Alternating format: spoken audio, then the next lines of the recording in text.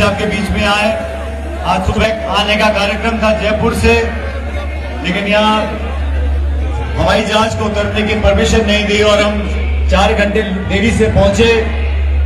लेकिन मैंने भी ठान लिया था कि पार्टी ने अभिमन्यु जी को यहाँ से उम्मीदवार बनाया है, उनके पक्ष में उनके लिए वोट मांगने में हर हालत में आऊंगा।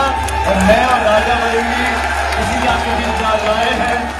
और मैंने सारी औपचारिकताएं बंद कर सीधा माइक को पकड़ लिया, क्योंकि आप लोगों से निवेदन करने के लिए, इस नौजवान मेरे छोटे भाई के लिए, आपका आशीर्वाद मांगने के लिए, आपका वोट मांगने के लिए आज मैं यहाँ पर आया हूँ।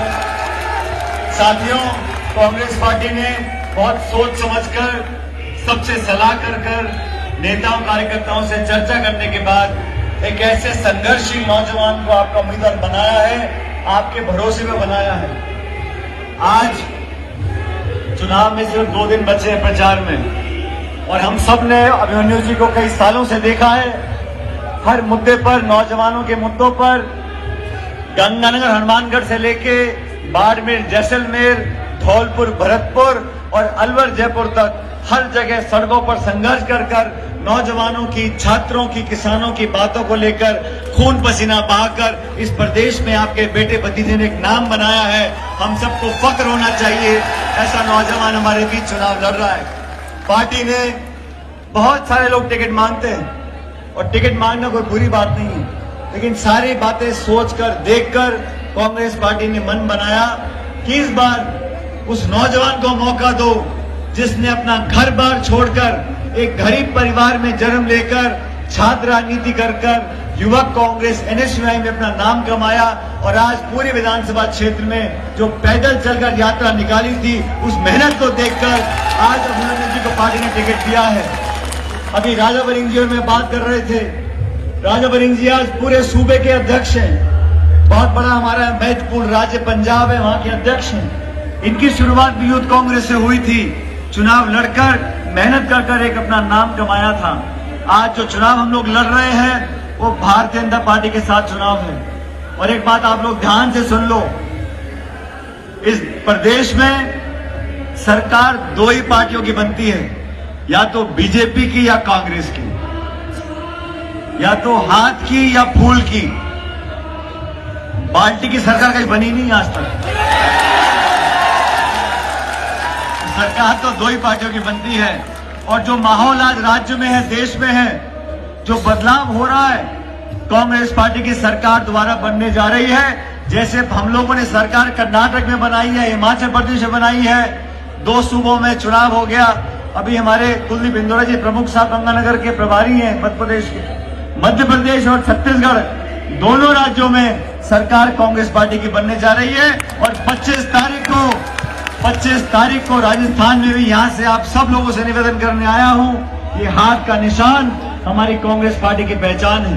इस हाथ के निशान के पास वाले बटन को दबाकर इस नौजवान को अपना वोट दो, ताकि कांग्रेस पार्टी ने आप लोगों पे भरोसा कर जो टिकट दिया है, आपका संघर्ष करने के लिए यहां से जयपुर जाएंगे आपका विधायक बनकर, और संग्रह विधानसभा क्षेत्र की अपनी पूरी ताकत के साथ सेवा करेंगे। ये बात करने के लिए आपके बीच में आए थे।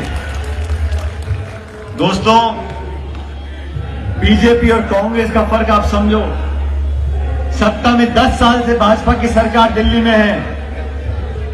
नीति, नियत और नेता आप भाजपा के देख लो और कांग्रेस के देख लो। भाजपा ने कानून बनाए, किसानों के खिलाफ 3 काले कानून।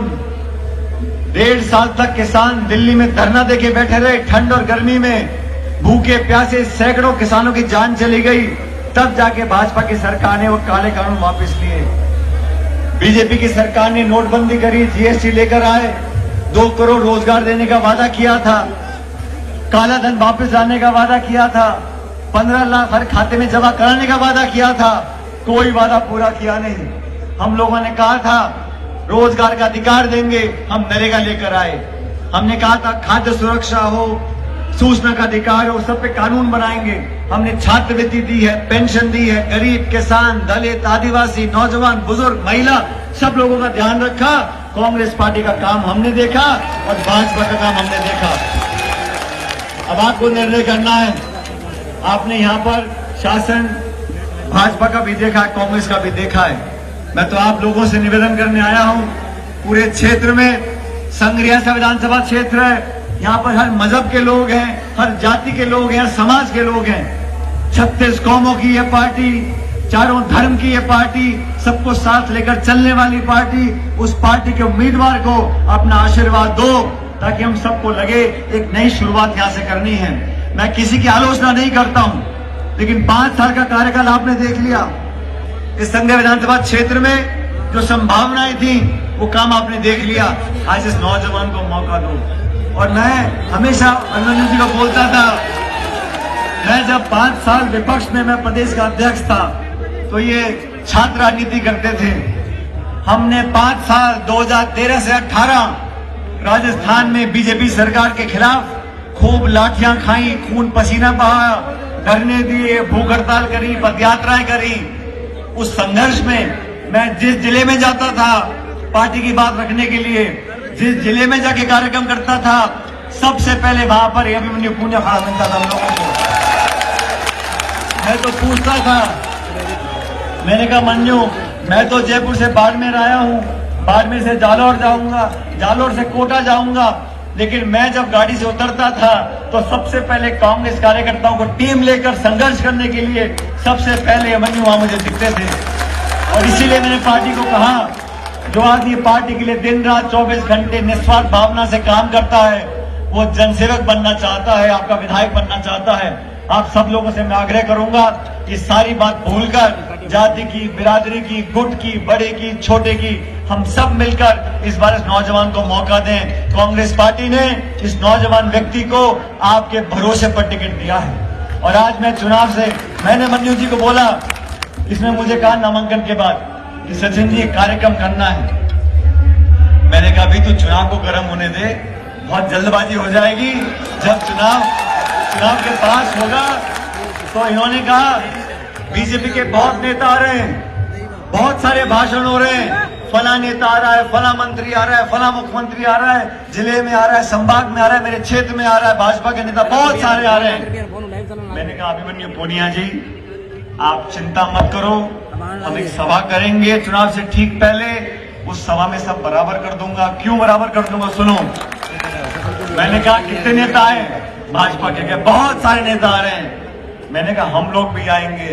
और सुनो, मैंने कहा मन्यु को, 100 सुनार की और 1 लोहार की। आज हम सब लोग आ गए हैं। मैं राजा बरिंग जी का धन्यवाद करता हूं, ये पंजाब से चलकर विशेष रूप से इस नौजवान के लिए वोट मांगने आए हैं। हम लोग देरी से आए, मुझे आगे 4 सभाओं में जाना है, मैं आपसे विदा लूंगा। लेकिन अभी राजा जी की आपको पूरी बात सुननी है, लेकिन मैं जाऊं इससे पहले, मैं भी बहुत जिद्दी आदमी हूं, मैं ऐसे जाने वाला नहीं हूं। जब तक आप मुझे विश्वास नहीं दिलाओगे कि इस नौजवान को विधायक बनाओगे, तब तक मैं जाने वाला। मुझे लोगों ने कहा संग्रिया का चुनाव फंसा हुआ है। संग्रिया का समीकरण ये है, जहां इतने समाज के वोट हैं, यहाँ ब्राह्मण, राजपूत, जाट, बिश्नोई, जट, सिख, दलित। मुझे सबको ने समझाया। मैंने कहा नौजवान की कोई जाति नहीं होती, किसान का कोई जाति नहीं होती, हम सबको साथ लेकर चलेंगे, सबको साथ लेकर चलते रहेंगे। लेकिन जैसा मैं चाहता हूं, आप सब लोग अगर इस मेरे छोटे भाई को आशीर्वाद दो और मुझे आश्वस्त करो कि यहाँ से जिताकर भेजोगे, तो मैं मन छोड़कर आगे जाऊंगा, कि तो मैं यहीं खड़ा रहूंगा आप लोगों के बीच में। दोनों हाथ खड़े कर आश्वासन दो, उसको आशीर्वाद दोगे। कांग्रेस पार्टी,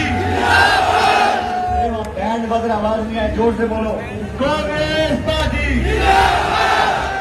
ये आवाज जीत का जयकारा है।